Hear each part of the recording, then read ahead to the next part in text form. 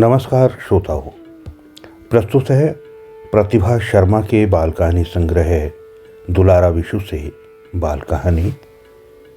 आज की कहानी है मैना की सोच। प्रातःकालीन सभा विद्यालय प्रांगण में चल रही थी। किनारे पर लगे पीपल के पेड़ पर बैठा बगुला एक टांग पर खड़ा था। उसके साथ ही एक मैना भी पूरे ध्यान से बच्चों को देख रही थी। बगुले ने कहा, मैना कितना सुंदर दृश्य है। चहकते बच्चे बहुत सुंदर लगते हैं। हर काम पूरे सलीके से कर रहे हैं, देखो तो।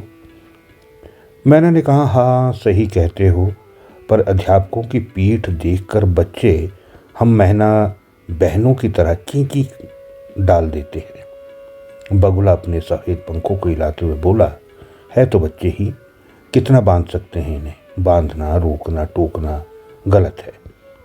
पानी, पक्षी, हवा, बच्चे सब एक से हैं। कोई सरहद इन्हें नहीं रोक सकती। मैंने कहा, क्या आप मूर्खों से बातें करते हो भाई। इन बच्चों को अनुशासन सिखाकर इन पर अंकुश लगाकर इन्हें रोकना होता है ताकि बड़े होकर सही आचरण करें।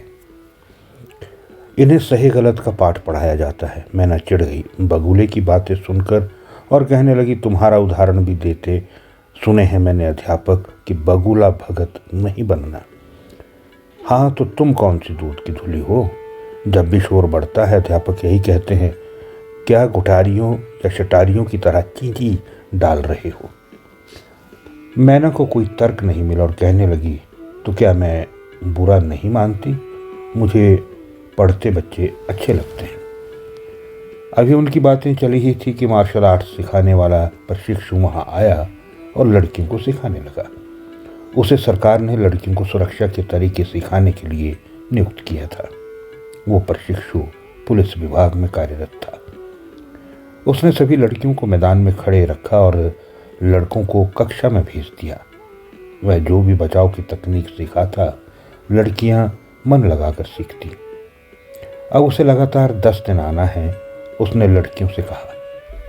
मैना खुश होती हुई बोली, मैं भी तकनीक सीखूंगी, फिर जो भी मुझे परेशान करेगा उस पर आजमाऊंगी। बगुला हंसा और बोला, ठीक है, कौए पर आजमाना, हम तो प्रभु भक्ति में लीन रहते हैं। मैंने बोले, हाँ, चिंता मत करो, मेरे अंदर भी प्रतिभा है, आकलन करना जानती हूँ। मनुष्य समाज में यदि गलत होता है तो हमारे समाज में भी गलत आचरण वाले पक्षी हैं। हमें ईश्वर ने धरा पर भेजा है, इसीलिए प्रकृति को सुंदर बनाने का कार्य करना चाहिए, सही काम करना चाहिए, ताकि हमारे होने से दुनिया की खूबसूरती बढ़े, ना कि हम दुनिया को बोझ लगे। बच्चों की छुट्टी के समय उन्हें बुरा लगने लगा कि अब ये चले जाएंगे। बच्चे चले गए। पक्षी इसी आशा में उन्हें जाते देखते रहे कि सुबह वे फिर आएंगे। इस तरह हर रोज जो भी बच्चों को सिखाया जाता पक्षी भी सीखते। अब मैना पक्षी अधिक शोर नहीं करते थे, उन्हें भी अनुशासन का महत्व समझ में आ चुका था। पक्षी समाज को सभ्य होता देख दोपहर की छुट्टी के समय बगुला बोला, हम पक्षियों ने बच्चों और अध्यापकों से पाठ पढ़ा है, अब मनुष्यों को भी चाहिए कि अच्छाइयों की बातें जहाँ से भी सीख पाएं सीखें। लड़ना, झगड़ना, चोरी, डकैती सब त्याग दें। उसी क्षण शोर सुनाई दिया। सड़क पर लोगों की भीड़ जमा हो गई। मैना उड़ी और विद्यालय गेट पर चढ़कर देखने लगी। विद्यालय के बाहर नेशनल हाईवे पर कार्य जोरों पर था। एक वृद्ध को गाड़ी वाले ने टक्कर मार दी थी। मैना उड़कर आई और प्रधानाचार्य से बोली, इन लोगों को नहीं दिखता यातायात नियमों का पालन करना। एक दूसरे के प्राण ले रहा मनुष्य क्यों सजा नहीं पाता। समाज में नियम बना दो कि 25 साल से कम का व्यक्ति मोटरसाइकिल या स्कूटी ना चलाए। इसके बाद व्यक्ति समझदार हो जाता है। पक्षी समाज आपसे आग्रह करता है कि मानव जाति को बचा लो। आज सड़क पर हो रही दुर्घटनाएं देख हम भी डर जाते हैं। आप और अध्यापक इतना अच्छा बच्चों को सिखाते हैं तो समाज को भी ये बात समझा दीजिए। हम जानते हैं छोटा सा पंख भी टूट जाए तो कितना कष्ट होता है। आज वृद्ध को देख दुखी हो गई हूँ।